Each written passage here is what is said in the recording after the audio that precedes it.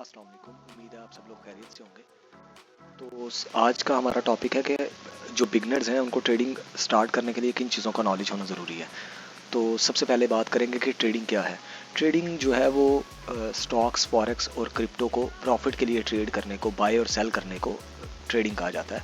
ये financial investments होती हैं जिसको ट्रेडिंग कहा जाता है। उसके बाद हमारे पास आ जाती हैं कि इसमें मार्केट्स कौन कौन सी होती हैं। हमारे पास स्टॉक मार्केट होती है, हमारे पास, ठीक है, जिसमें हमारे पास एप्पल, टेस्ला और मुख्तलिफ़ चीज़ों के शेयर्स आते हैं, मुख्तलिफ़ कंपनीज़ के शेयर्स आते हैं जो हम बाय और सेल करते हैं।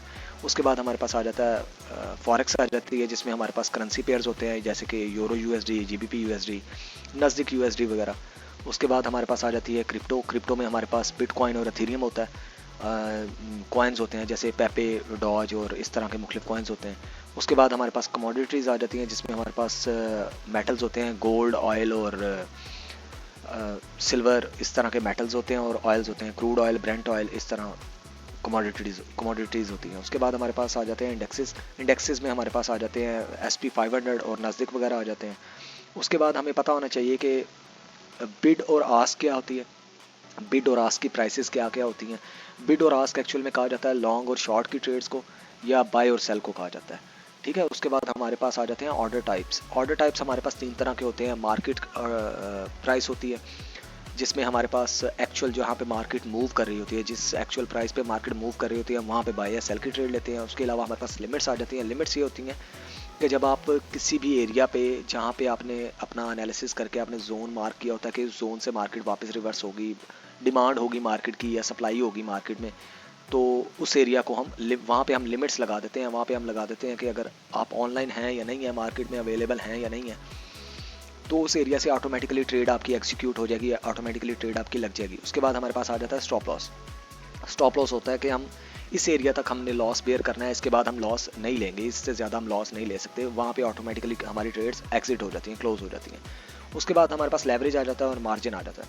लेवरेज होता है कि आप फॉर एग्जांपल आपने गोल्ड की बाइंग करनी है, तो आप $1 में गोल्ड मार्केट में जाएँ तो आप परचेज़ नहीं कर सकते। तो उसके लिए आपको कंपनी जो है, ब्रोकर जो है वो उधार देता है। फॉर एग्जांपल आप $1 आप लगाते हैं तो $10 या $100 मुख्तलिफ लेवरेज लेवल्स होते हैं। 1:100 होता है, 1:200 होता है, 300 होता है, उसके अलावा 500 होता है, 1000 होता है, 2000 होता है, 3000 होता है, और अनलिमिटेड लेवरेज भी होता है।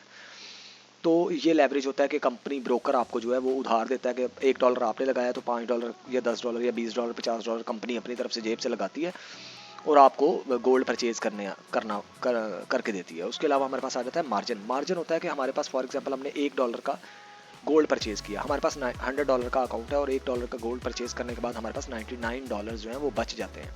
वो $99 जो होते हैं वो हमारा मार्जिन होता है, या फ्री मार्जिन होता है, ठीक है। उसके बाद आ जाता है हमारा risk reward ratio. Risk reward ratio ये होता है कि फॉर एग्जांपल आपने $2 का लॉस लेना है तो आपकी $2 का प्रॉफिट भी होना चाहिए, या आपके $2 का $4 का प्रॉफिट होना चाहिए। ये रिस्क रिवॉर्ड रेशियो होता है। जितना ज़्यादा आपका प्रॉफिट होगा वो उतनी ज़्यादा रिस्क रिवॉर्ड रेशियो अच्छी होती है।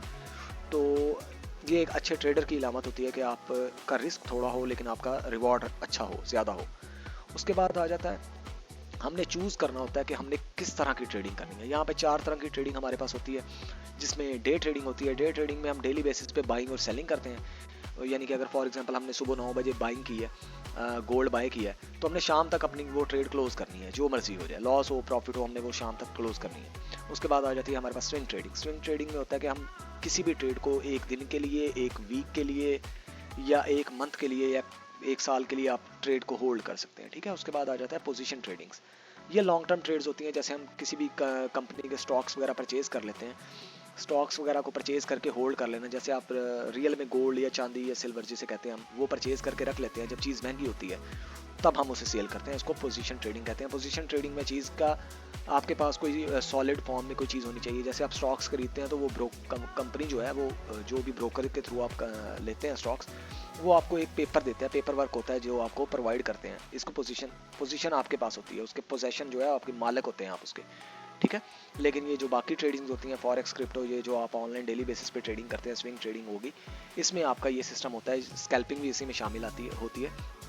इसमें आपके पास पोजेशन नहीं होती किसी भी चीज़ की, लेकिन आप ये बाइंग और सेलिंग कर रहे होते हैं। स्कैल्पिंग ये होती है कि बहुत छोटे टाइम के लिए, 1 मिनट के लिए या चंद सेकंड्स के लिए आप ट्रेड लेते हो और उसमें छोटा छोटा प्रॉफिट उठा के आप निकल जाते हो। स्विंग स्कैल्पिंग में एक्चुअल में ये होता है कि आप 1 मिनट टाइम फ्रेम में, 5 मिनट टाइम फ्रेम में आप ट्रेड्स वगैरह लेते हो, ठीक है।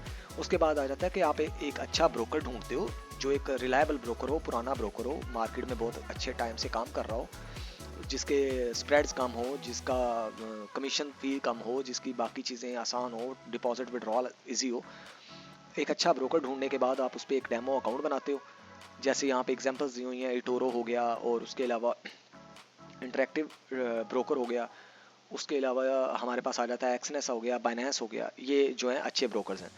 इनके ऊपर आप अकाउंट बनाने के बाद एक डेमो अकाउंट ब्रोकर सेलेक्ट करने के बाद एक उस पर डेमो अकाउंट बनाते हैं और उस पर आप फेक मनी के साथ ट्रेड करते हैं, सिर्फ और सिर्फ लर्निंग बेसिस के लिए, लर्निंग करने के लिए। उसके बाद हमारे पास जो सबसे इंपॉर्टेंट चीज़ आ जाती है वो हमारे पास टेक्निकल और फंडामेंटल एनालिसिस होना का सीखना बहुत ज़रूरी है। टेक्निकल एनालिसिस में हम चार्ट्स को यूज़ करते हैं, कैंडल्स को देखते हुए चार्ट्स को यूज़ करते हैं और साथ में इंडिकेटर्स को यूज़ करते हैं, जैसे RSI हो गया, MACD हो गया, कैंडल स्टिक्स हो गई, उसके अलावा मूविंग एवरेज हो गया, पैराबोलिक SAR हो गया, इस तरह के वॉल्यूम्स हो गए, इस तरह के काफ़ी सारे इंडिकेटर्स हैं जिनको यूज़ करते हुए आपको टेक्निकल एनालिसिस करते हैं कि मार्केट की नेक्स्ट मूवमेंट क्या होने वाली है। उसके बाद हमारे पास आ जाता है फंडामेंटल एनालिसिस। फंडामेंटल एनालिसिस में हमारे पास सिंपली बताऊँ तो न्यूज़ होती हैं।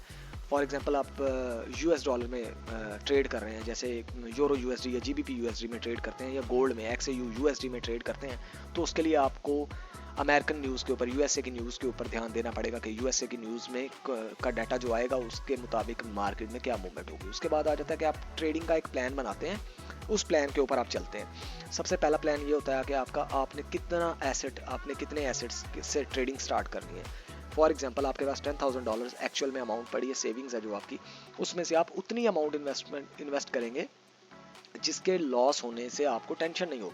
कि अगर फॉर एग्जांपल $10,000 आपके पास सेविंग है, उसमें से आप $500 जो है वो आप इन्वेस्ट कर देते हैं, ठीक है। $500 को अगर आप इन्वेस्ट कर देते हैं तो उससे आपको प्रॉब्लम नहीं होगी। अगर अल्लाह ना करे लॉस हो जाता है तो आपको प्रॉब्लम नहीं होगी, आप नेक्स्ट दोबारा स्टार्ट कर सकते हैं। उसके बाद आपके पास एंट्री और एग्जिट की स्ट्रेटजीज होनी चाहिए कि आपने किस पॉइंट पे एंटर होना है और किस पॉइंट पे एग्जिट हो जाना है मार्केट में से। इन चीज़ों का नॉलेज होना बहुत ज़रूरी है।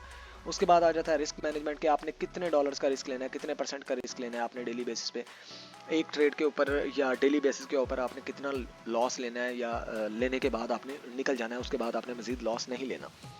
उसके बाद आ जाता है कि ट्रेडिंग के स्केजुअल्स। ट्रेडिंग के एक्चुअल में जो है ना वो स्केजुअल्स होते हैं कि फर्स्ट टाइम जो होता है वो एशियन सेशन होता है फॉरेक्स मार्केट में, आपने किस सेशन में ट्रेड करनी है। उसके बाद हमारे पास आ जाता है लंदन सेशन आ जाता है।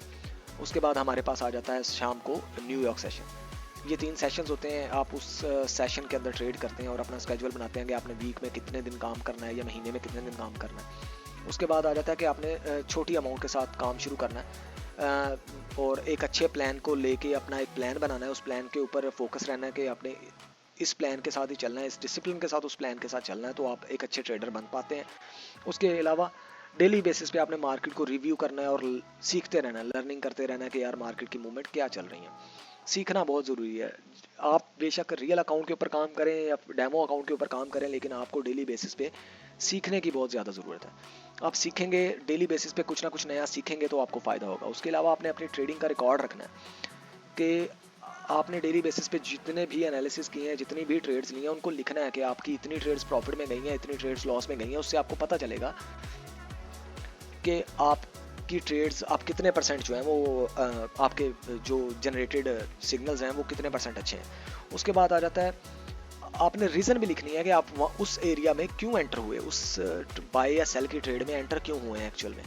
उसके बाद आपने वहाँ पे लिखना है कि उस ट्रेड को लेने के बाद आपके आउटकम्स क्या हुए, प्रॉफिट आया या लॉस हुआ, और जो आपने उस ट्रेड को प्रॉफिट और लॉस आने के बाद जो सबक सीखा है उस ट्रेड से, वो आपने लिखना है कि यार मुझे ये सबक हुआ है, मुझे ये फ़ायदा हुआ है, मैंने ये चीज़ें सीखी हैं। तो अगर आप इन सारी चीज़ों को मद्देनज़र रखते हुए काम करेंगे और अपने गोल्स को सेट करेंगे और डेली बेसिस के अपने टारगेट्स को सेट करेंगे, तो आपको अच्छा प्रॉफिट होगा और आपको काफ़ी सारी चीज़ें जो हैं वो इस मार्केट में सीखने को मिलेंगी। उम्मीद है आप लोगों को ये वीडियो अच्छी लगी होगी। नेक्स्ट वीडियो के लिए आप चैनल को सब्सक्राइब करें, वीडियो को लाइक करें और शेयर करना ना भूलें।